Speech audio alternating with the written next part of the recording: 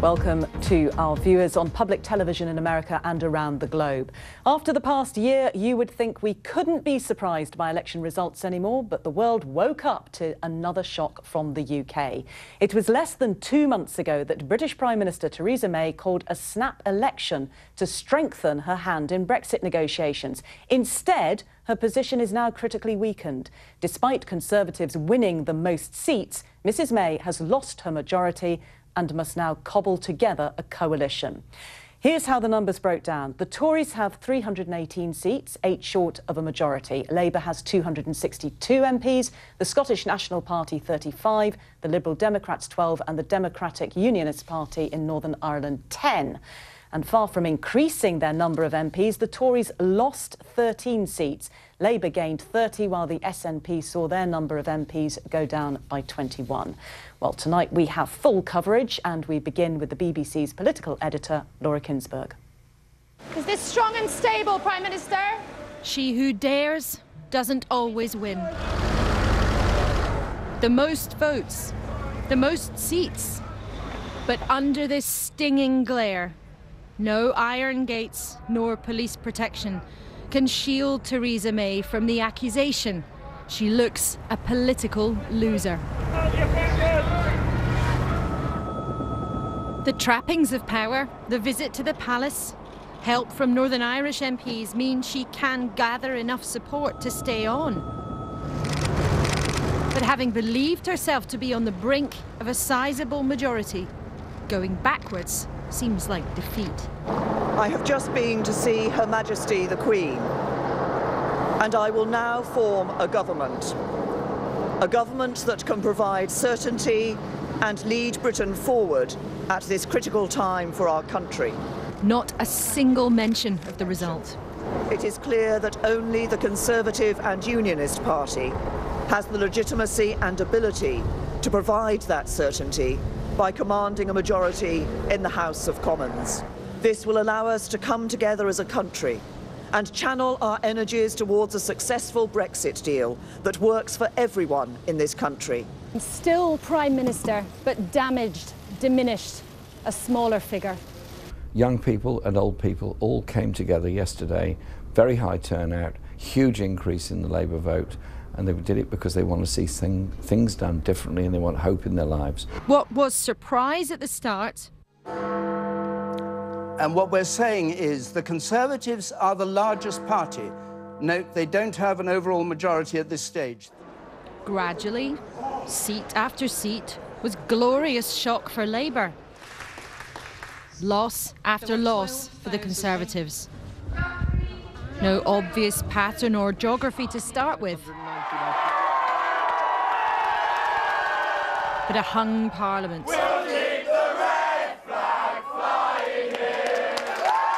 With no overall winner becoming clear.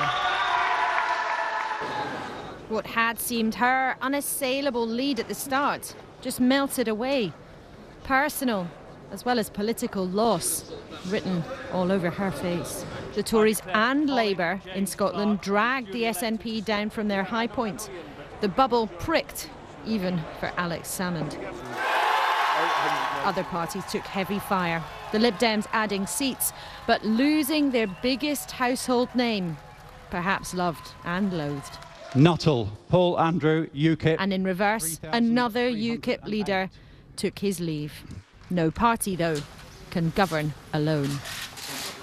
Meet the 10-strong Democratic Unionist Party, Northern Irish MPs who'll prop Theresa May up.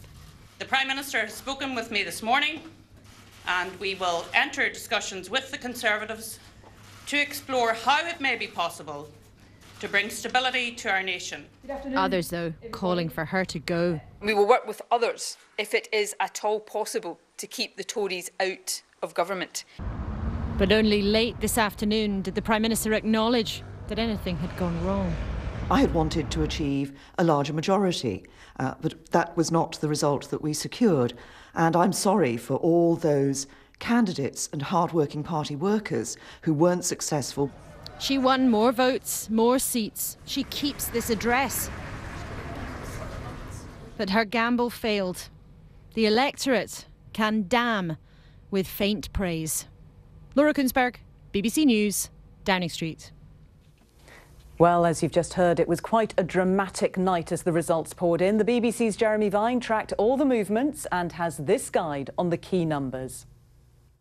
Let's look at the changed map of the UK after another absolutely shocking election result. So here, first of all, you see the SNP's yellow in Scotland driven back, the Scottish Nationalists losing more than a third of their seats. And if I flash the gains, you can see Labour advancing in places like Canterbury here, where they overturned a 10,000 Conservative majority. There's also a bit more Liberal Democrat orange on the map in places like Oxford West and Abingdon, so heart for the Liberal Democrats. What exactly has happened? Well, the Conservatives came first, there's no doubt about that. Have a look at the percentages here, 44% to Theresa May. But it's Jeremy Corbyn's 41% that is remarkable. A close second, it's thought many, many young voters pouring in to support Labour. The Liberal Democrats bumping along a bit on 8%, although they are focusing their vote better this time and winning some more seats. The Greens on 2, 1 seat for them. And UKIP on 2% is a big part of this story. Their voters crashed since the last general election. Look at that, down 11%. And it was thought it would go straight to the Conservatives, but it surely didn't. Labour benefited as well. Coming to our virtual House of Commons, because this is where all the action will be now. Have a look at the government benches. So, the Conservatives have 318 seats. They are the largest single party, but they're short of what is called an overall majority. You need 326 to be able to outvote all the other MPs put together. So, the Tories have a problem here. Let's have a look at the opposition benches, shall we? An improved Labour Party here on 262, about 30 up on last time. The SNP, by contrast, in Scotland, down more than a third, 35 MPs now. A dozen for the Liberal Democrats. In Northern Ireland, the DUP, the Democratic Unionists, celebrating their 10. Sinn Féin have 7. Plaid Cymru in Wales, 4. The Green one is Caroline Lucas, and the Independent there, by the way, is a Northern Ireland MP. Nobody from UKIP in the House of Commons. There are more than 200 female MPs for the first time. So that in itself is interesting. But let's go back to the challenge facing the Conservatives. They're going to have a working arrangement with the Democratic Unionists because they're short by 8. So we bring the Democratic Unionists in and we put their 10 MPs onto the government benches, and lo and behold, majority of 6. 6 is very, very slender. It's going to be very, very difficult to govern. They'll have to listen hard to what this party from Northern Ireland is asking for, and it's embarrassing, humiliating for the Prime Minister, Theresa May. Very vivid breakdown of the numbers there from Jeremy Vine. And for the latest from London, I spoke to the BBC's Ros Atkins outside Downing Street just a short time ago. Ros, she's still Prime Minister, but how long realistically do you think she can keep the job? Well, that is a question many people here in Westminster are asking, Jane, and I've put it to lots of people, and the vast majority of the answers come back with months rather than years in them. People are extremely doubtful that the Prime Minister can see out a 5-year parliamentary term, even though she alluded to the fact that she's aspiring to do that when she spoke just over there earlier on. This is a Prime Minister who is weakened like no other in the office in recent years. She is weakened because she promised to create a stable situation going into Brexit negotiations. Instead, we've traded a majority in the House of Commons for a hung parliament. She's weakened because she called an election when she didn't need to, and her party, or many in her party, are certainly furious that that has happened. And she's weakened because 11 days before Brexit negotiations start, here we are, still learning about how a minority government is going to work and what kind of approach to Brexit it might take. So to be more explicit about it, Jane, the UK is about to enter negotiations on the single most important decision it's taken since the end of the Second World War, and 10 days out, it doesn't even really know what kind of version of a deal it's going to be asking for. So what impact is this all going to have on those negotiations? Well, we'll wait to see. In theory, they're going to start on time. They're scheduled to begin on Monday week, June the 19th. The Prime Minister today has indicated she sees no reason why that timetable can't be stuck to. We've also heard from the European Union today, big guns from the EU like Jean-Claude Juncker from the European Commission saying Make no bones about it, the end date for these negotiations in 2019 definitely isn't moving. So on one level, nothing's changed. The start date's the same, the finish date is the same, but in another way, everything has changed because the Prime Minister sought to strengthen her hand going into these negotiations. Instead, she's weakened it, and she's also created some doubt about the exact form that she would like Brexit to take, or at least the government would like Brexit to take. And so, as the UK goes into these negotiations, it's not in the position that it might have been had there been no election. Ros Atkins, thank you very much indeed for joining us. The British Prime Minister and President Trump have spoken today and agreed to continue close cooperation. For international reaction to this result, I spoke a brief time ago with Heather Conley, Director of the Europe Programme at the Centre for Strategic and International Studies. Heather, thank you very much for coming in. President Trump says close cooperation will continue, but for how long? I mean, and how does Theresa May go into these negotiations with European leaders who could be forgiven for expecting her not to be there in a few months' time? Well, President Trump also said this was a very surprising election result. Look, we just don't know how this is going to work. It's extraordinary.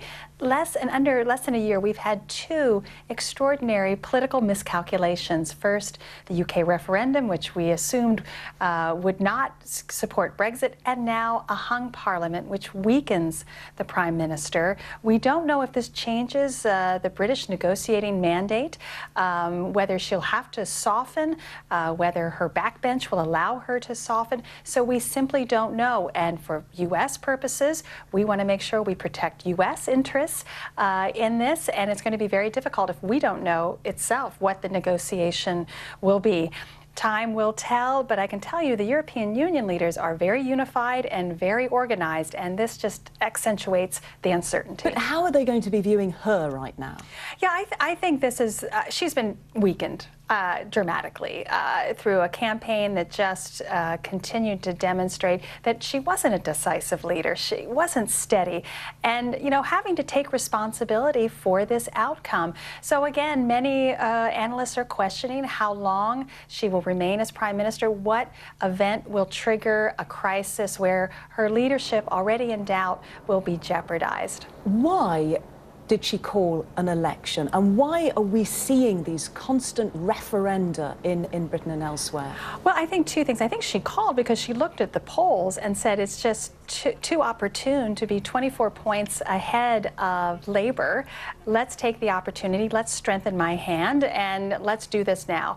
Unfortunately, prior to that, a week before, she said I would not call an election. So it's that flip-flopping, that U-turn tendency that I think is absolutely challenging and problematic. Why so many elections? Why so many referendums? I think Western democracies, quite frankly, are struggling for legitimacy. These referendums boost the political elite, but what happens is they gamble because why the volatility? Why are voters constantly delivering these shock messages? Because in some ways, I think Western democracies, we know what we don't want. We're anti-elite, whether that's anti-Washington, anti-London, anti-global, anti-immigrant, but we don't know what we want. What's the positive? What's the future direction? And you see this back and forth, the left and the right, and that's the degree of uncertainty that we have, and that's why we have so many surprise elections. We certainly do. Heather Conley, thank you very much for joining me. Thank you. Well, we're hearing a lot about hung parliaments at the moment, but how will Theresa May govern in the weeks and months ahead? Well, the BBC's Mark Easton has been looking to history for some guidance. The dice were thrown, and the 2017 election game just got a whole lot more complicated. Without enough Tory MPs to outvote the rest of the Commons, Theresa May's decided to try to play on anyway. This board game from the early 70s is from an era when Britain also saw party leaders trying to run the country without a majority in the House of Commons. And then, as now, they faced a choice: a formal coalition with another party, or trying to muddle through vote by vote in a minority government. There was a coalition, of course, in 2010 when David Cameron negotiated a formal agreement with Nick Clegg of the Liberal Democrats. The government's ability to control events was dealt a further blow today. But Theresa May's position is more like John Major in the mid-1990s. His small majority disappeared during the Parliament, and the fractious politics of the time meant he was forced to act like a minority government for many years. In the John Major time, we were bringing people in. You know, there was a vote that was won by one vote, people coming in on stretchers. I mean, we could be back to those scenes. Former head of the civil service, Lord Gus O'Donnell, worked at the heart of both Major's government and Cameron's coalition. The coalition is very formal. You've got a coalition agreement, they sit down, they talk, they go through their whole programme. Come to minority, it's very much more political deals, made usually in the House of Commons, the classic smoke-filled rooms we saw in the 1970s, so it's much more ad hoc. New legislation will be introduced. The Queen's speech, the budget, votes of no confidence. The Democratic Unionists may support Theresa May through key votes, but everything else will be open to negotiation. Civil servants will be urging the Prime Minister to drop any legislation that might prove difficult to get through. In a minority government, the manifesto is more a wish list than a promise to the country. Minority governments are fragile creatures, as Labour's Ramsay MacDonald found in 1924. His administration survived just 9 months. What you'd ideally like to do with a minority government is operate for a while, get the confidence of the nation, and then try and get another election to move Another away. election? Brenda's going to be outraged. Indeed she is. I'm very sorry, Brenda. Not another one? Mr Wilson, the first to arrive at number 10 to begin. Harold Wilson was one of the last Prime Ministers to try to run the country with a minority. He had to call another election just 6 months later. They are rare things. In the game of minority governments, there are rarely any winners. Mark Easton, BBC News. And of course, we will continue to give you full coverage of that surprising result in Britain's election across the BBC.